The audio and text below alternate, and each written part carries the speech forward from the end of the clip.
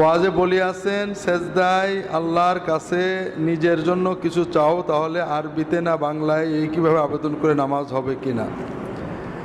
নামাজের ভিতরে অবশ্যই নবীজি সাল্লাল্লাহু আলাইহি সাল্লামের শেখানো আরবি দোয়া, মাসনুন দোয়া পড়বেন। তাতে দুনিয়ার সব চাওয়া আছে।